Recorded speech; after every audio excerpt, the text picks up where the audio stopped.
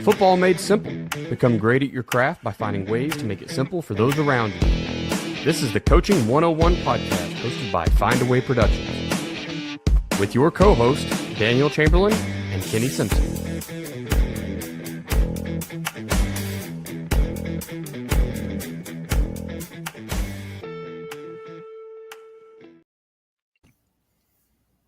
What's happening, coaches? This is the Coaching 101 podcast. I am Daniel Chamberlain. That is Kenny Simpson. We're finding out on the fly here. So I'm sure some of you have noticed that Cloudflare is down today, which means Twitter screwed up. If you're an AI I use Motion Schedule. It's like an AI schedule thing. It's down. ChatGPT is down. There's lots of stuff that's just not working on the internet this morning. So if you're not seeing this live on Twitter, hopefully you're seeing the replay. But it looks like we're good on Facebook and YouTube. So hopefully you guys can enjoy the show live with us this morning. If you are on Twitter, let us know when it comes up, and that way we'll just have an idea that things are good to go. Anyway, Kenny, it is round 2 of the playoffs? Is that right? You guys put y'all had a very successful Friday night, going on to the next phase, huh? Yeah, anytime you win a playoff game, it's a big deal, and we were able to do that. And as you play the rounds, they just kind of get tougher and tougher. And some years, you play a real tough one early, and we've got a real tough one coming up this week. We're excited for that opportunity, but we understand it's they just kind of get tougher from here on out. Yeah, we were talking pre-recording about your next opponent. It's somebody, they're a little more local to me, and it's good. Like, this is a good time of year because we see it in Oklahoma a lot too, where teams kind of sit in their conference or their district or whatever your state uses, and they kind of bully everybody, right? And then it's great to see everyone get the playoffs, and you finally get to watch those great matchups. Yeah, it's a great time of the year. I don't think you can ask for any more. I got to go watch there's a local team here that I've have been kind of following from a distance for several years. They're always 9-1, 10-0. They're amazing. Coach Bradbury, actually, he came on the podcast. We did an episode with him last season. So Brady Bradbury over at Adair, they are having a heck of a year. I think they're 11-0 on the season, and so luckily they get to host again. So we have a local game that we can go to Friday or turn on the live stream or whatever. So, but it's good watching competition. They get to the really good competition now too, just like you guys. Just that second round, man, you kind of got all the guys who snuck in out of the way, and not that that's it's a playoff game. Like you said, it's when you win one, it's great. But now we get to watch kind of like the Goliaths all go at it, right? Yeah, no, I know we're excited, and I've told the kids, I guess yesterday, so you make the playoffs, it's a good year for anybody, and then you win a playoff game, it's a great year. You get to Thanksgiving, it's one of those years you don't forget, and we had one of those last year, and we're trying to have another one this year, and I think that's kind of a benchmark for most schools is you're playing when everybody's eating turkey and celebrating Christmas shopping and all that stuff, and it's a really, really good year no matter what happens. Yeah, I'm for it, man. Well, Coach, we're going to go and jump in today. We're talking about kind of wrapping up the season. I know that your season's still going, and there's a lot of guys that still are, but, a lot of our classifications, Oklahoma, are down to the last 18. So there's, we're not far away I think we're 2 weeks away from some of the state championship games. And so there's a lot of guys who have had to kind of put a bow on the season. And so if you don't have a guideline of how to do that the most effectively or efficiently, that's kind of what we want to talk through today and help you cover the high points. So that way this year doesn't become kind of a roadblock for next year, right? You get to learn from your mistakes made and where you need to make improvement and move on. So that's what we're going to get into. But before we do, Coach, if you don't mind, share some ways a coach can make things simple for his staff and athletes. All right, guys, I'm sure you've all seen this 1,000 times now. I don't know how many episodes we have, not 1,000, but a bunch. We will put in some ads here. We're doing the 7.0 is out, right? It was like buy it today. Yeah. And then the clinic dates. Yeah, now for this episode too, I think the head coach workbook I've got out would be a good tool. Perfect. Head coach workbook. All right, here we go. All right, Coach, I appreciate that. Hey, as we start working through this episode, if you got your notepad out and you're taking notes, or maybe you're just going to play it through an AI later and let them take notes for you. Coach has got the head coach workbook, and that's something that's over at fbcoachsimpson.com. Coach, tell me how that kind of can help someone organize, this next 9 months till the season gets going again. Yeah, we designed those workbooks as a workbook. It's not a book. It's a workbook that you go through the process. So I think chapter 1 starts off with trying to get a job. So if you're not a head coach already, it's a good chapter to start with about building your resume and kind of going through that. And it's got an example of, what we do. And then it's got a place for you to put in whatever you want to put in. And then the next chapter gets into, okay, you got the job. What are some logistical things you got to do? Kind of walks through a lot of what we're going to talk about today. Then it gets all the way into, okay, now you've got to hire coaches. Now you've got to, set your roster. Now you have to, in season, you got to deal with travel plans, and you got to deal with practice schedules, and you got to deal with all that stuff. And we give you an example. I use my coach's manual that I use as kind of the example. And then it's several pages where you go through and input how you want to do it. So it's not a do it this way.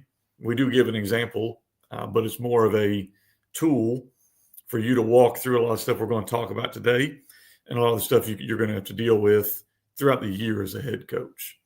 Yeah, I like it. Anytime you can help someone organize, I feel like that's one of the things we lack right now is just organization as a whole, in a lot of these football groups. So anytime you can organize your thoughts and especially start prioritizing things you need to fix or work on, man, that just makes life so much easier.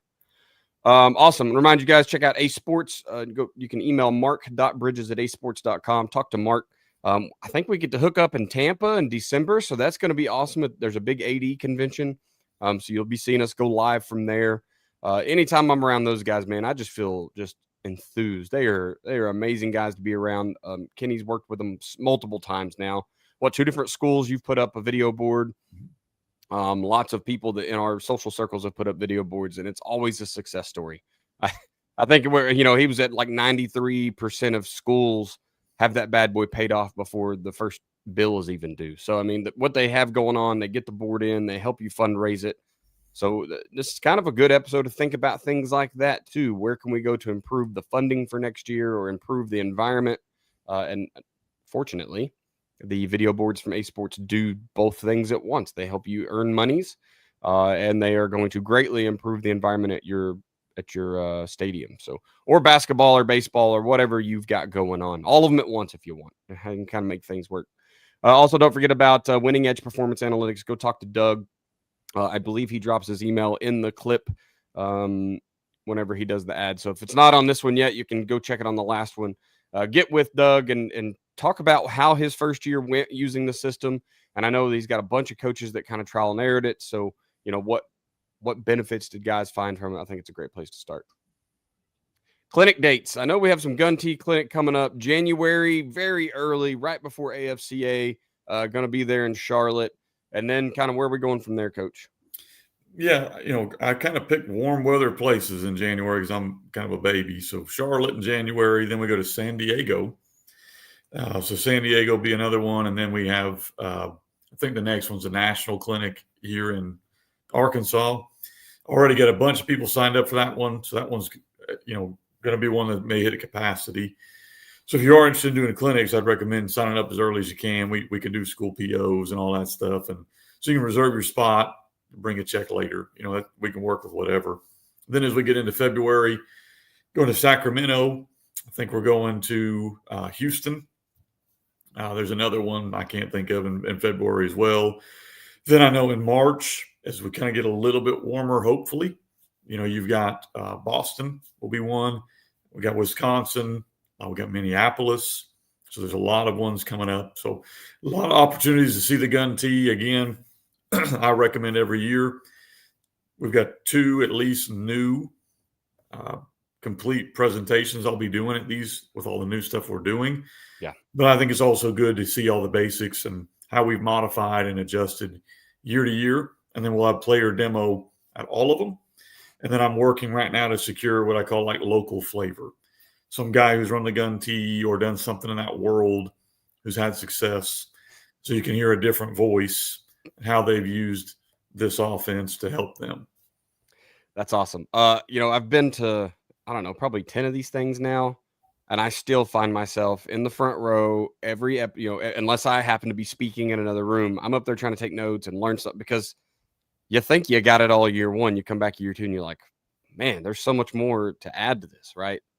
Whether it be, I don't know. It's just the RPOs or the plays you're running or how you're blocking certain things, because we all get home and get back to what we know. And right, we don't all block gap scheme the same way, or our blocking rules are different. And you get back and you're like, you know what? That probably would have simplified. Here's an issue I had talking about this episode, right? Here's an issue I had this year. How am I going to fix it?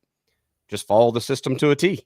So, even if you've already been to one, guys, I highly recommend you get back to another gun tee clinic. They're always evolving, and like I said, you'll find yourself still taking notes on the basics. So excellent stuff. Last thing before we move on here, Coach, is the gun tee 7.0 manual just came out, right? It's dropped. It's live on all the websites, wherever you want to get it. It did. It's pretty cool. It was a bestseller. It still is, I think, on Amazon.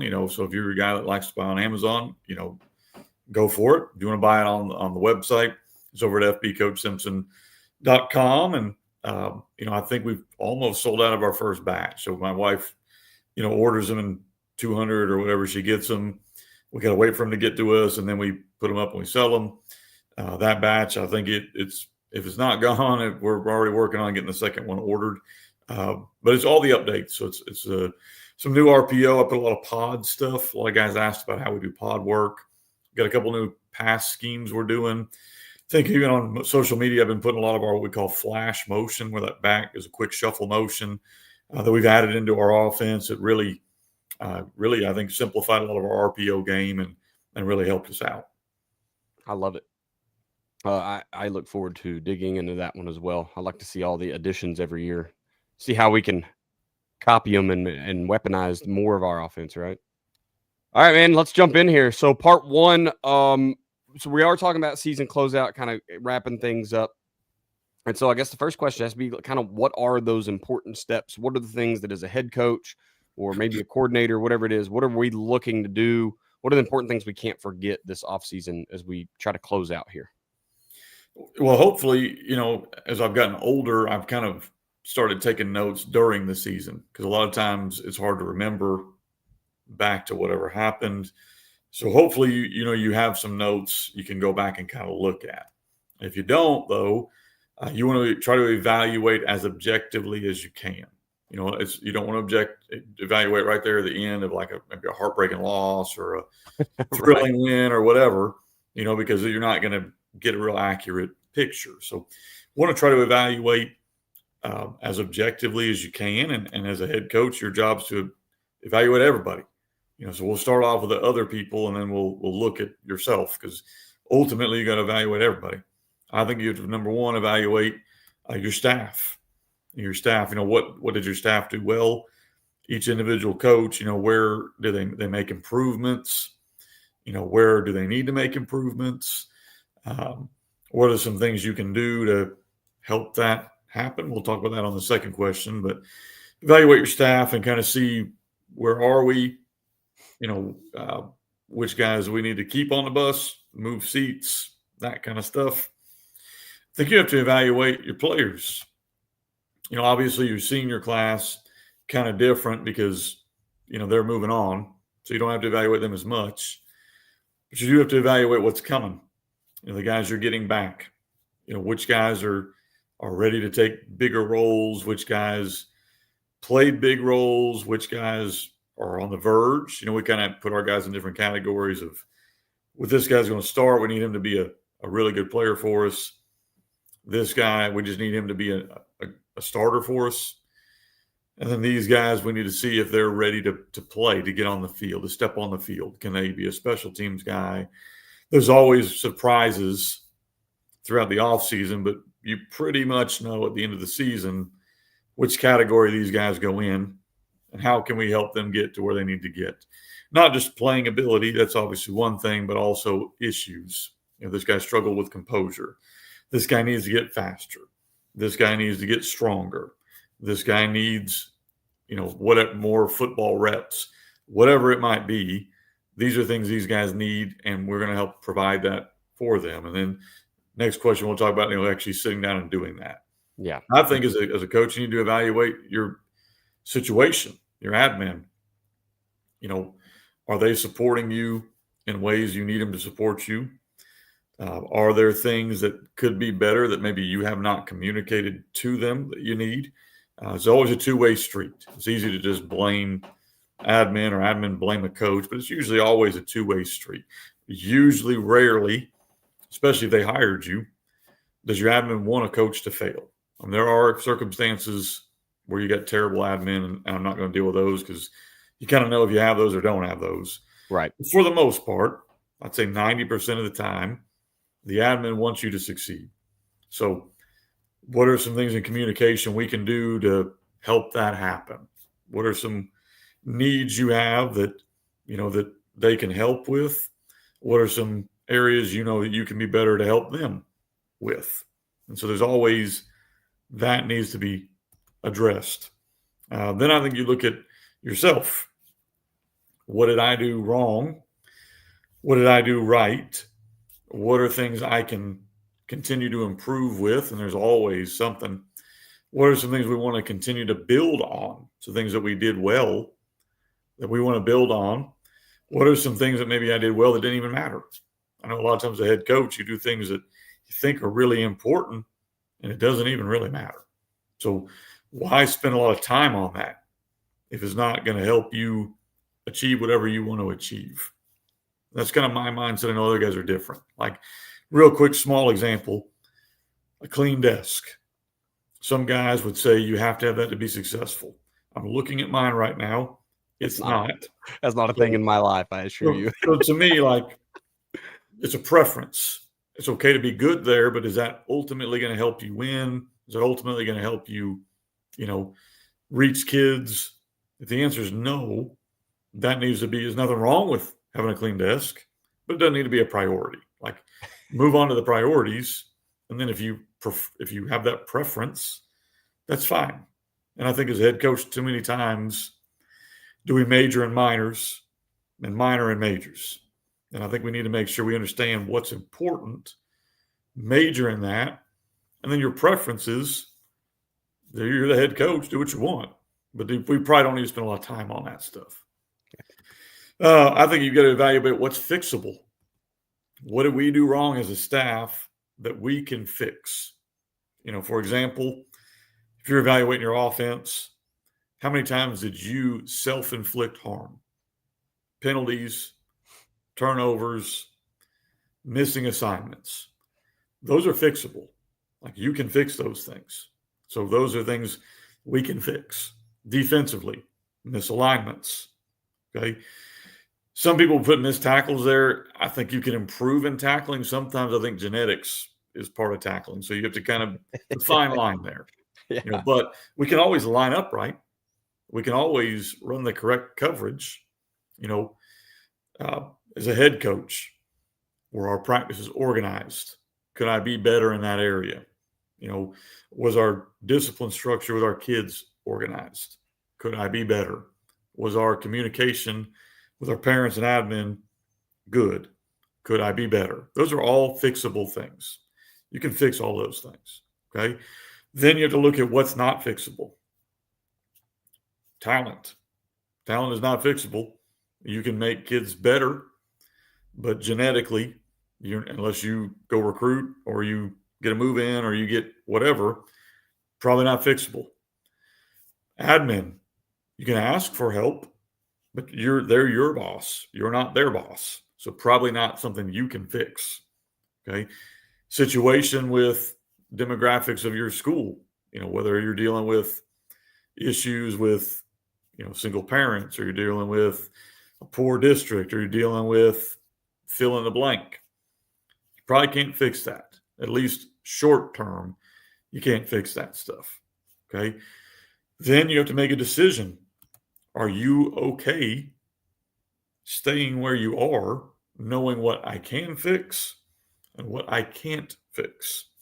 Because what you don't want is to get in the mindset of making excuses or being bitter about things you can't fix.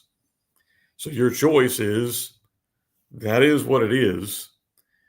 Focus on what you can fix or look at other options. And you have that right. Every coach has that right. So you have to kind of make that decision. I think you need to make it relatively early. Like as a coach, you need to kind of know, okay, I'm going to explore other options, or I think I can fix my current situation to where I would be satisfied. Okay. I think you have to do inventory and all that kind of stuff. And I'm not going to let Daniel's probably better at that because of military background, but I do think it's important to be detailed in what we have and what we don't have. And so you're not having to deal with those issues come August where you don't have enough footballs or helmets or equipment or whatever it might be. Same thing with the weight room. Like, what do we have and what do we need? Okay. I would delegate that if possible. Like if you have a guy on your staff or guys on your staff that are good, that's a job I would try to delegate because you're probably having to deal with more people issues as a head coach. You can find a coach or two that might be able to deal with those issues for you. Okay, now if you do delegate that, you got to trust them and you got to empower them to, hey, if we're short, go find me a replacement. Give them that authority. I think you have to honor your team regardless of the record. 0-10, we had a banquet for our team. 10-0, we had a banquet for our team. We honored our kids both ways. They finished playing for you. They're in good standing with the team. They deserve to have some kind of ceremony, banquet, something that you tell them how much you appreciate them. I would recommend a banquet. That's usually the easiest way to do it, or an awards banquet, or whatever you want to call it. But saying we weren't very good, they don't deserve one is not a good answer. You still honor the kids that were there for you that finished the season. And I think too many times as coaches, we don't do that. I think it's important you start to meet with coaches, obviously, and players once you've done that evaluation of areas. Hey, here's what I think we got to get you better at. What do you think? What are some ways we can do this together? Because we want it to be collaborative. If I go to a player, you got to get stronger, and we don't collaboratively come up with a plan for how he's going to get stronger, then I've not done him any favors. Or you got to get stronger, we're going to hammer you in the weight room. Well, that player needs to be on board with that. Like, you can force things, but it's going to go a lot better if together you have a plan you've set up. And that takes time. That takes a lot of time. So as a head coach, I think it's important you meet with every player and go through, and every coach. Try to get those done as soon as possible. And then I think a lot of times you got to figure out areas that we've got to develop in general. That's where you start to figure out scheme changes that might need to occur. Like, we're not big. We can get them bigger, but we're going to be small. Or we're not fast. We can make them faster, but we're not going to be as fast as who we play. Then at that point, you can evaluate your scheme. Like, what can we run that will offset our weaknesses and show off our strengths? So in my mind, that's kind of what you're looking for. Again, if you're still playing like we are, I'd recommend taking notes as you go, so this process is a little quicker at the end. For sure. Yeah, I think it's you can't get through 15, 20 weeks of this. However, I don't know how many weeks everybody gets to practice, and if you go through the postseason quite a while, it's gonna be hard to recall all the things that you thought, man, I wish I had whatever that thing is, right? So it is really good to just take those notes. Because at the end, I feel like you're going to be wanting X's and O's. I feel like that's what everybody looks at. It's either player talent or X's and O's. And those are two things you either can't change or probably shouldn't change unless it's just an absolute failure of a system, and you're just kind of out there running plays at random, drawing up stuff in the dirt or whatever. So make sure you're taking notes on all the little things you needed. I just have a couple here. The big one is just where can we focus our attention this year to improve the program overall, and that might be working with admin to get in a video board, or maybe turf is the thing you need to turn your program around. I doubt it. I'm still a huge fan of old grass fields. Give me like a 50-yard practice turf field, and I'd probably be happy. Just I don't want to be covered in dust and in late August because there's no grass left or whatever. So on that note, I don't want to interrupt you too much, Dana, but on that note, one quick tip I'd give young coaches is there's 2 times you ask for big things like that. Number 1 is the honeymoon period when you just got the job. And number 2 is after you've had the most successful year they've had in a while. Like, you don't want to go in and ask for that 2-8. right. But honeymoon period, just got the job, or we just showed some success, community's excited. That's when you go ask for that stuff. I love it. Yep, that's great points. If there's something like that, I'm not a big sleds and gimmicky stuff on the field. I know, last year that tetrapod tackling dummy thing came out, and everybody on the planet had to have one. If something makes your job that much easier because you're lacking in coaches, by all means, get you a thing. If it isn't out there on Friday nights, I'm not big on those things. I'm not a big sled guy or hoops or what. Practice football fundamentals, like it's a piece of the game is kind of my mentality. But if you think something like that might help you, if you need to stand on the back of a 5-man sled and watch your offensive line push you around, by all means, find that piece. You know what I mean? This is the time to start looking who's getting rid of one, prioritizing with your admin. Hey, this is where, as we close out this year and work into next year, as those funds are kind of being managed, this is where we want to prioritize our focus or whatever. So those are good. You had mentioned earlier, Kenny, about, hey, maybe it's time to pull the plug here. Maybe you have an admin that's just not supportive, or whatever you're trying to put in at the school is just not working. I don't think you leave all these lessons learned behind, right? Even if you're going to change schools, whether you got fired, you're quitting, you're taking a new job, I think you have to take all this with you. About the only piece that doesn't travel is the kids and the coaches, right? But even then, you still know a type of coach. Hey, I need a more organized guy on special teams. I need a more vocal guy as a coordinator or whatever, because maybe you're just overrunning your other coaches right now, and you need somebody that's going to stand up and say, like, no, we need to do it this way. I don't know. So take those notes, take those lessons learned with you, and kind of instill that at your new school. Leaving a school is no reason to not learn from this season, I guess is what I'm really trying to say. Sure, you're going to have another group of kids, but they all have the same. They're high school kids, right? Some are a little faster, some are a little tougher, some are a little stronger.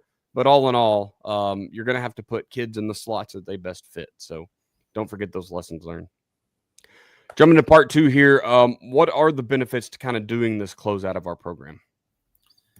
Well, to me, I mean, the more you do now, the better setup you're going to have for the future. I think you do inventory good now, you're going to thank yourself later. Just the more you can get done before you get into heavy off season, the better off you're going to be. The more organized you can be, the better off things are going to run. I think that's number 1. Number 2, I think it helps you decide. Can I fix this? Like, can I fix the issues I want to fix? As a coach or anybody, you got options. And I'm a big advocate of don't be somewhere where you're not going to be the best you can be for the kids because you wish you were somewhere else. Like, that's how you feel, and man, go somewhere else. Like, that's fine. But if we're going to be here, then let's try to be as happy as we can with what we have. And I think a lot of the way you do that is, when you go from year 1 to year 2 or year 2 to 3 or whenever it is, those transition times, that's your chance to make the changes you want to make. So as a coach, that's your opportunity. You want to change the offense, that's the time to do it, not in the middle of the season. Right. You want to change the defense, you want to change the off-season program, you want to change the way you handle, coming in and out of the locker room. You want to change the way you, organize your practices. You want to change the way you do coaches meetings. You want to change the way you have the authority to do all of that stuff. off season is the time to do that, and it gives you a lot more time of reflection. Doing it in the middle of the season or in the summer or whenever, when you don't have as much time to reflect on it, generally leads to a quick change that isn't going to be very successful. So you got time now, if I want to do something different where I can really explore it, become an expert at it, and then do it. So I think it's important that you spend that time to do that. I think it's big that, for me, you're constantly communicating with your coaches, with your players throughout this process, and that they're part of whatever it is. And the good part about off season is there's not a rush. There's not a rush here. You have time to slowly implement things. You have time to look at things. You have time to evaluate things, and you don't have to use all of them. So a lot of times we will look at 4 or 5 changes that the kids want to do and that we might want to do in the scheme, or we might want to do in just how we do things. And then visit again a month later and go, all right, we want to keep these things and we want to get rid of these things. And so you have time during the off season to do that. I think the off season needs to be a time where everyone is a winner. Right now, a lot of teams are finishing their season, they didn't win. But during the off season, everybody's undefeated. So we need to take advantage of bringing that kind of energy, that kind of excitement to our program. I do think the off season is the off season for a reason. I'm not a big advocate of 2-hour off season stuff in, January, February, March. I'm tired right now. And I think if I had been doing that stuff in March, I would be exhausted. Right. So I think you need to keep it. Let's be efficient with what we do, and let's make sure we are building our team camaraderie. But I don't understand. Again, I'm not a coach of another sport, so I don't understand a spring sport practicing in November or a fall sport practicing in February. I just don't understand that. I think you're setting yourself and your kids up to be burned out. I think it's important. Hey, get it together. Let's build our camaraderie. Let's work on getting better. But if I can throw a 15-yard comeback route in February, okay, great. But we can do that stuff in May or April, and not have our kid coming up at 6 a.m. in the morning. We're not a collegiate program where we're going to bring our guys up at 6 a.m. and 9 months out of the year. And I'm sure there are programs that do that are successful. And if you do, good for you. I don't think that's the reason you're successful. I just think you have a good program. So to me, let off season be off season. Get what you need to get done. But kids, let's make Fridays fun and get them out of here early. Let's do things where we're getting them out at the bell, and let's do things where our kids can have an off season. Otherwise, you're going to basically make football a year-round sport, and I don't think that's healthy for anybody.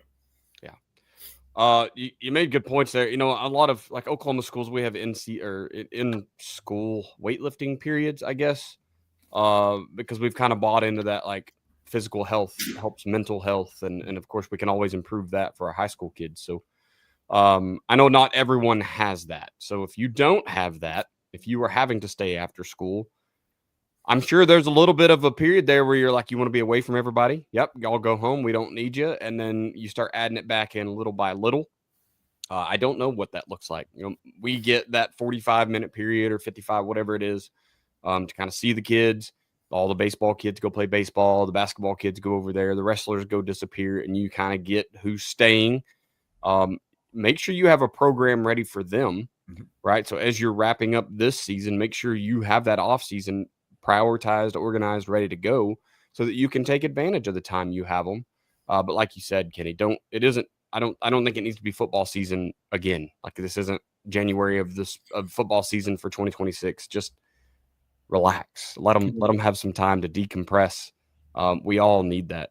And one of the little thing I'd say is, I make sure I go attend a wrestling match or a basketball game or a bowling match or a baseball game or a track meet. I ask my coaches to try to go to one. You don't have to go to all of them, but let's make sure you showed your face at a basketball game or a whatever else, because we've got a lot of kids that play. We got a lot of coaches that We want to support them, and I think it's important that you show the community, hey, I'm not just in this for football. Yeah. The kids like that support too. They want to know that I talk about relationships a ton, relationships over everything kind of guy, but that doesn't mean that, hey, we're going to build this relationship in the fall and then, playoffs is over, we're out. I don't talk to you again until it's time to strap it back on for spring practice or whatever, right? Like, you got to keep nurturing that relationship. But honestly, just being there to support those kids, they're going to go through other trials and tribulations. They may need to bounce ideas off of you or whatever. Finishing up here in part 2, I just think this is a great place to open up just free communication, right? I've been the guy that felt restricted in office, couldn't talk, or felt like I was interrupting the flow because, I mean, let's just be honest. Once it's kind of, you get into that fall camp, there's kind of a pecking order and guys do things a certain way, and you don't want to interrupt that flow. You don't want to be the guy that's like, hey, we could do practice different on Wednesdays here or whatever, especially if you're not a decision maker. So this is a great place to kind of open that up. What does anyone have to talk about that they didn't feel comfortable talking about throughout the season? Whatever it may be. Maybe a warm-up drill for the quarterbacks, or we love a certain one at Bristow. We use bands and baseball bats and footballs and all sorts of stuff to get our guys warm. Whatever the thing is, it's a great place to communicate for where we saw a shortcoming from any point of view. Could be the lowest player on the team, right? The third string scout quarterback, and maybe they were just confused, or it could be a coach, right? Maybe a coordinator or someone that's helping you kind of do big things there. So just, I highly recommend you open up communication. This is a time where the stress is gone. We don't have to worry about timelines anymore. Let's just get it all out there. All right. Last piece here. It's kind of a 2-part question. So one is just how to use this end of season to motivate all of your returning players. And then how do you give them a voice to make changes for the future? And I know you already kind of dabbled in that, so I'm excited to see how you're doing it. Yeah, and and I would talk about coaches in that same question, Daniel. I think everybody's got to, like you said, have a voice of what you're doing. I think, one, let's deal with coaches first, and we'll go to players. So coaches wise, I think you've got to, for me, I like to have my coaches present. I'm blessed enough where I obviously host a big clinic over here, but where I have them present. If I didn't host a clinic, I would do an in-house clinic, like where we're all going to present what we're looking at doing, set a date, long way off, they got plenty of time, and then we're all going to present for each other. We're going to take a day as a staff. You're going to present to the staff, defensive line, or whatever you're coaching, right. DBs, whatever it's going to be, because I think that's a good way for coaches to voice, hey, here's what I want to do. Here's why I want to do it. Here's the research I've put in. And Daniel, if you presented at a clinic, the guys that are listening get something from it, but the guy who presented learned the most. Yeah. And so that's kind of the secret there of make guys present. The teacher always learns the most because you got to be ready. And so we would do a lot of that with our coaches, and I'm willing to listen to anything if you've put time, effort, thought into it. If you're coming to me, that you had this idea yesterday and you haven't really done a lot of, I'm not going to be as open to listening to that. And so I think that's one way to kind of approach that as a head coach is, hey, present to me what changes you want to make. Present to me what drills you want to do, whatever that might look like. And we'll do this. Everybody's together. We'll do it together. We'll question each other and we'll work together. So I would do that with coaches. On players, you do it with film. You pull up film. Set a playlist. Here's the plays where you struggled at X, Y, or Z. Maybe it's an offensive lineman getting beat across his face, so we got to work on our footwork and our speed. Maybe it's an offensive lineman getting, just blown up. We got to get you stronger. Maybe it's a quarterback. We're half a second late on our reads. Our footwork's not set. Whatever it might be. Back up what you tell them with film. Like back up where you can show them exactly what you're talking about. Then we can come to an agreement. Yeah, we do need to get better at whatever this might be. Then we can set a plan of how we're going to do that. I think that's important that you don't just tell kids, hey, here's where you struggled. I can show you. Now, some of them it'll be obvious. Like they'll know I'm 145 pounds. I got to get stronger. Probably don't need film of that, you know. But the other ones, we want to show them film of, hey, here's the little things we can do. Hopefully, you've been doing that all year, so it's not a shock to them. So a lot of times, you've already shown them the film. So now we can just move forward. But I think it's important you address areas we got to get better and areas we were pretty good. And here's how I want to build off of that. You know, and I think that creates kind of a cohesive opportunity for them to express as a quarterback, why was I late on my reads? Well, coach, I didn't understand how you were teaching this. Right. Why was I getting blown up as a tackle? Well, I thought you wanted me to sit back, you know, whatever. Give them the opportunity then, you know, in the season, they don't have a chance really to make excuses. Just we got to move on and we got to go. Here, we can explore more of the why. Why were we here? Why were we there? Why aren't we gaining weight?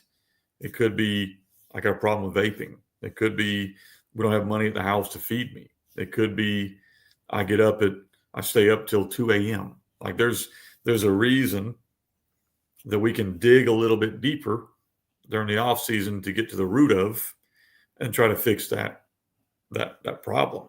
You know, I think you use the weight room or speed work or whatever you're using as your opportunity to develop leaders, let them have a voice in what they're doing. We're blessed here. I think we have the best strength coach in the country, and Price Holmes. So I think a lot of people actually use him as a consultant. So we're very blessed. But even within that, I watch Price. He tries to give our players the opportunity to have some leadership. You know, even if it's just a simple call it up on so-and-so or use 6 groups. Here's who's in charge of this group or that group.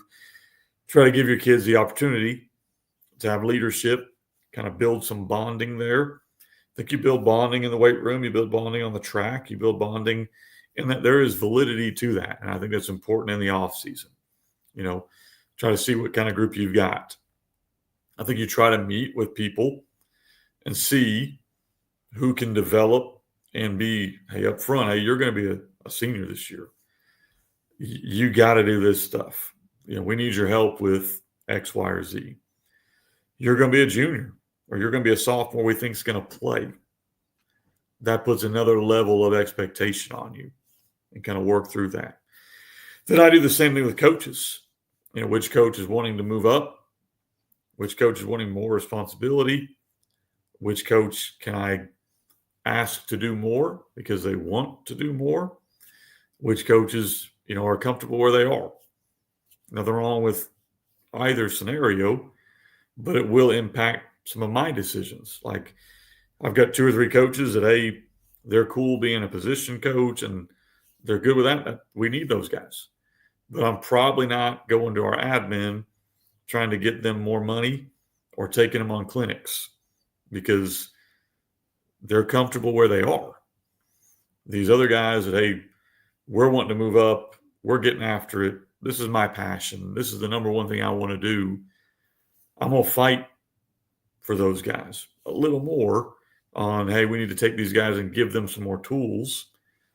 Be that, let's go to a clinic. Or be that, let's find some extra money for this guy to do help with the weight room. Or find some extra money to be a coordinator. Or whatever that might be. Doesn't mean I value one over the other. But the guys who are putting more into it, I'm going to put more into. And that's just kind of a natural deal. You need both guys. You need both. I'm not trying to diminish guys that want to just be a position coach because you need those guys. But the guys I've got wanting to kind of climb up the ladder, we need to put more resources into those guys because they'll use those resources more. Yep, I agree. The guys that are kind of showing that want, that the lifelong learners, the guys who are trying to improve, it's so much easier to get them on board to go to a clinic, or, you know, you're sacrificing a little bit of time, right? Anytime you're learning something, you've got to sacrifice time. So it's hard to force people into that position, right? If they want to be there, it's a heck of a lot easier. So, you know, I just want to make sure that, like, guys are closing out their season with, I think you should do some kind of questionnaire or interviews. And I think it's a great place to let kids have a voice. You know, coaches, of course, as well. I feel like coaches are a little more vocal. We're more apt to just tell you, hey, I think we should add some type of concept here, or we should read this guy or block this way, whatever it is. Maybe it's inside zone versus duo conversation. I don't know, whatever you're doing. But kids may feel like they shouldn't speak up to the coaches because the coach is supposed to have everything figured out. And then we ask them for their opinion on Friday nights and kind of what they're seeing on the field. So this is a great chance to have an interview, have them fill out a questionnaire, and just let them be anonymous and tell you if it's a questionnaire type situation, and let them kind of tell you what they think. I think you can take some of it with a grain of salt. If it's the kid who's always in trouble, who's mad because he's got to be there at a certain time every day, maybe that's not something you're worried about. But if it's, one of your kids is talking about the whatever integrity of the players, there's a thief on the team, or it's, I wish these guys that just because they catch a lot of touchdowns, it doesn't seem like they have to pay attention in practice, or like those kind of culture issues you can definitely get ahead of just by listening to your players in a situation like this. I had another one.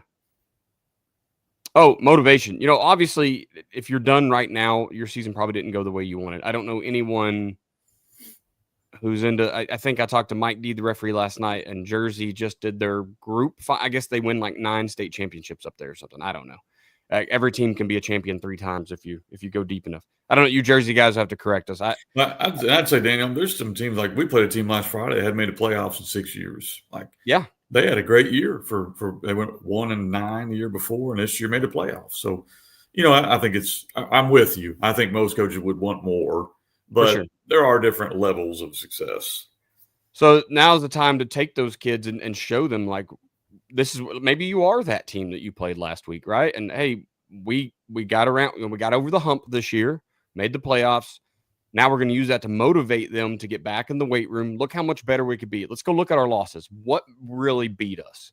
Was it poor alignment? Then we need to be studying our scheme a little bit more this offseason. I mean, you got to have practice, like you said, Kenny, but there's nothing wrong with taking the playbook home in January, February, March and just going over your position stuff. Asking coaches, make yourself available to them, right? Maybe they just got pushed around. It's a great way to motivate them to get in the weight room. Like, hey, you want to turn that 6 wins into 8? You got to show up every day. Now we need consistency in the weight room. It's said all the time, right? You really win. Your season wins happen in the spring and in the summer. Nothing wrong with prepping yourself.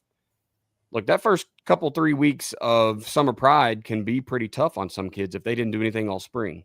And sure, they're going to get their newbie gains. They're going to be sore. They don't want to come because it hurts so bad, right? So why not stay conditioned, right? What's the old get ready and stay ready? It's time to be ready. You don't have to get ready.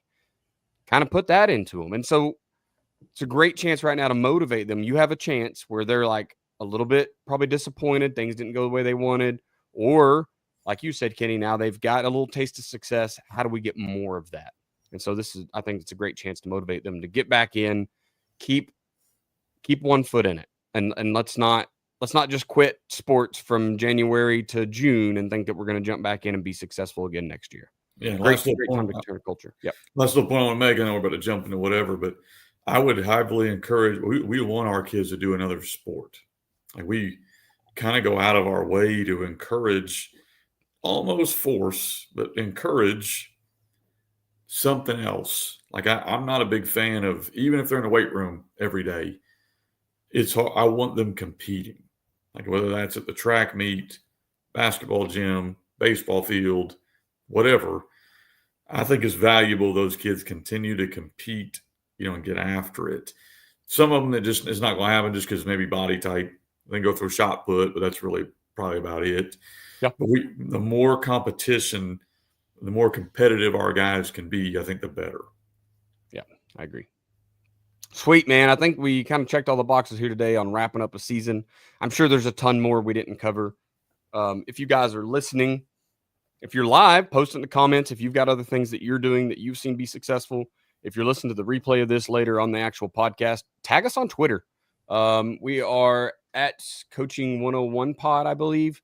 Tag us on there. Just what are you doing to keep your kids motivated, keep your coaches in it? without kind of worried about that burnout type stuff. Let's jump to our what not to do as a coach, and it's kind of just that, right? Don't let this season be a hurdle to getting started next season. Make sure that we kind of get on the expressway, on the freeway here, starting now with your organization.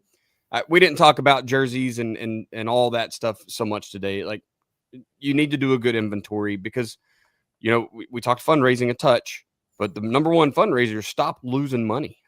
Quit letting your $100 footballs walk out because every senior thinks they need to take a football home with them, right? Buy them a cheap one, a commemorative one, get their name printed on it, and send them home. But quit letting all of your stuff walk away. Get the helmets back, get them all conditioned, do all the things you need to do to take care of your inventory. We didn't go too much into that, but don't get into next June and all of a sudden you can't find the footballs or you can't find the kicking tees and you got to go buy new ones. Your practice jerseys weren't put up, or a load of laundry, God forbid, didn't get washed, and now we're dealing with that 6 months later. Whatever it is, just get all the hurdles out of the way now. So next year's a very easy restart. So just take that time, close out the season, learn your lessons, and move on. Real quick, thank you for our sponsors, Ace Sports. Remember Mark Bridges over at mark.bridges@acesports.com. You can hit him up. They've added a lot more regional reps this year. There's a lot of big movement going on. So there is probably a rep in your area if you were looking to even just have a discussion. Look, calling Mark or emailing Mark or getting the rep to your school to talk to you. That's not a commitment to buy a board. Okay. They are very much in the let's see how we can help you. And if it's not your cup of tea, you can walk away. I think it will be, though. I think once you get them in and you see what they can do for you and understand it doesn't matter what size school you're at, those guys are there to hold your hand and help you get through that first couple of years and teach you how to really use ad revenue to help your program. Mark.bridges@acesports.com. And then talk to Doug, Winning Edge Performance Analytics. If you're a guy that used Winning Edge Performance, a WIPA, I think he's calling it now. If you're a guy that used it, please do make contacts with those lessons learned on it as well, right? There's nothing wrong with closing out the season with him as well. It'll help him make a better product in the future. All right, go get those books. The Gun T 7.0 is available. The head coaching workbook is a great one. If you're a coordinator, go find the coordinator workbook. That's okay, right? It'll help you, whatever you need to organize your stuff. FBCoachSimpson.com. Go check that stuff out. Social media, I am at Coach Chambo OK on Twitter/X, which I believe is up and running now. We didn't get any comments from there, but it looks like we're live there with several people watching, so that's good. You can email me at chamberlainfootballconsulting@gmail.com and check out the YouTube. Coach, where are you at? All things FB Coach Simpson. So at FB Coach Simpson on Twitter, fbcoachsimpson@gmail.com, or fbcoachsimpson.com. Again, that head coach workbook, still listening, would be a really good tool to kind of help in a lot of these things. That's over at fbcoachsimpson.com. Love it. Podcast at Coaching101pod on Twitter/X. Remember, tag us on some stuff. It's a great chance to get started in the off season, kind of working with other coaches. If we get enough of y'all tagging stuff up, we'll start a little group and we'll have some communication about it there. Want to thank you for being a listener of the Coaching 101 podcast. We hope you'll join us next week as we continue to make the complex more simple. Please consider subscribing to the show so you'll always know when the new episodes are out. We'll leave you with this. It's hard to beat someone who never gives up. No matter the situation, find a way.